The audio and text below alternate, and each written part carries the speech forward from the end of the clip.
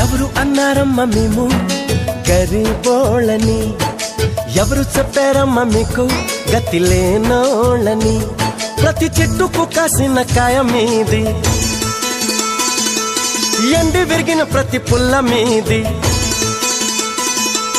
కొండ కోన వాగు వంక గూడెం గుడిసే పల్లె పాట కలిసి వెరసి అడవే మిదమ్మా, ఈ అడవి మీద హక్కే మిదమ్మా.